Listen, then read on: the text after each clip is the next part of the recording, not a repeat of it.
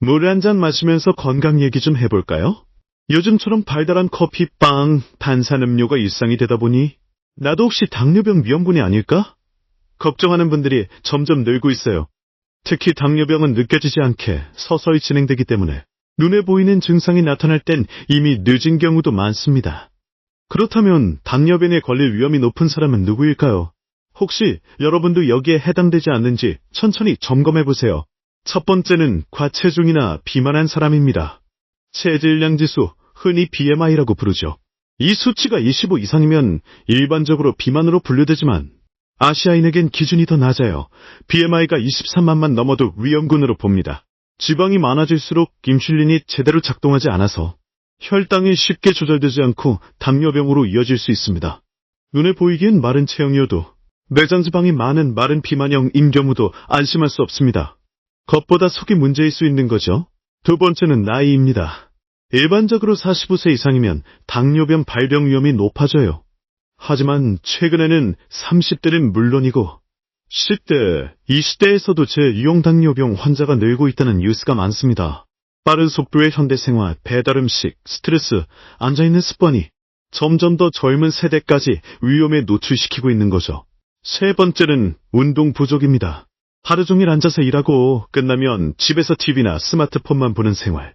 바쁜 현대인에겐 익숙한 풍경이지만 이런 좌식 생활은 인슐린 저항성을 키우고 혈당을 올리기 쉬운 몸 상태로 바꿔버립니다. 일주일에 3회에 한 번에 30분 이상 걷기만 해도 효과가 있다는 연구가 있어요. 지금 당장 걷는 습관부터 만들어보세요. 네 번째는 수면 부족입니다. 하루 6시간도 못 자고 뇌 피곤한 분들 주의하셔야 해요. 수면은 단순한 쉼이 아니라 몸의 호르몬 밸런스를 맞춰주는 중요한 시간입니다. 잠이 부족하면 식욕 호르몬이 불균형해지고 혈당 조절 능력도 떨어져서 당뇨병 위험이 높아집니다. 다섯 번째는 아침을 거르는 습관입니다. 출근이나 등교 때문에 바쁘고 입맛도 없다고 아침을 자주 거르시나요? 아침을 안 먹으면 혈당 리듬이 깨지고 오히려 점심, 저녁에 폭식을 하거나 단 음식을 더 찾게 됩니다. 결국 혈당이 불안정해지고 인슐린에 대한 반응이 둔해져 장기적으로 당뇨병 위험이 커지는 거예요. 여섯 번째는 가족열입니다. 부모님이나 형제 자매 중 당뇨병이 있는 경우 유전적 소인을 가지고 있을 가능성이 높습니다. 가족력이 있다고 해서 반드시 걸리는 건 아니지만 생활 습관을 철저히 관리하지 않으면 위험이 더 빠르게 다가올 수 있습니다. 일곱 번째는 인종 또는 민족적 특성입니다. 아시아인을 포함해 아프리카계, 히스패닉, 미국 원주민 등은 서양인에 비해 같은 체중이라도 인슐린 저항성이 더 높은 경향이 있어요. 즉, 같은 음식을 먹고 같은 생활을 해도 당뇨병에 걸릴 확률이 더 높다는 뜻입니다. 여덟 번째는 여성의 건강 이력입니다. 임신 중 혈당이 높아지는 임신성 당뇨병을 경험한 여성은 출산 이후에도 제2형 당뇨병에 걸릴 확률이 크게 증가합니다. 또한 4kg 이상 아기를 출산했던 여성도 같은 위험군에 속해요. 이 외에도 다낭성 난소 증후군이 있는 여성은 호르몬 불균형으로 인해 혈당 문제가 쉽게 나타날 수 있습니다. 아홉 번째는 기저질환입니다. 고혈압, 고지혈증, 비알코올성 지방간이 있다면 이미 당뇨병에 전단될 수 있습니다. 이 질환들은 모두 인슐린 저항성과 관련이 있기 때문에 조기 관리가 매우 중요합니다. 열 번째는 특정 약물의 장기 복용입니다. 스테로이드, 일부 고혈압 약, 정신과 약물 중 일부는 혈당을 올리는 부작용이 있을 수 있습니다. 지속적으로 복용해야 한다면 정기적인 혈당 체크가 필요해요. 11번째는 흡연과 음주입니다. 담배는 인슐린 작용을 방해하고 음주는 간 기능을 떨어뜨리며 혈당을 불안정하게 만들 수 있습니다. 술은 당뇨병 예방에 도움이 된다는 오해도 있지만 과도한 음주는 오히려 인슐린 분비를 교란시키기 때문에 조심해야 합니다. 12번째는 만성 스트레스입니다. 스트레스를 받으면 우리 몸은 코르티솔이라는 호르몬을 분비합니다.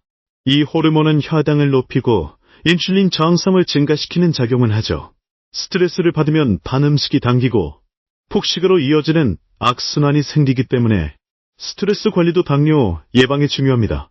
이처럼 당뇨병은 단순히 단 것 좋아하면 걸리는 병이 아니라 생활 전반과 깊이 관련된 복합적인 질환입니다. 그렇다면 어떻게 예방할 수 있을까요? 첫째, 체중을 조절하세요. 전체 체중의 5%만 줄여도 당뇨병 위험은 눈에 띄게 낮아집니다. 예를 들어 20kg인 사람이 3에서 4kg만 줄여도 혈당이 안정될 수 있어요. 둘째, 꾸준한 운동이 답입니다.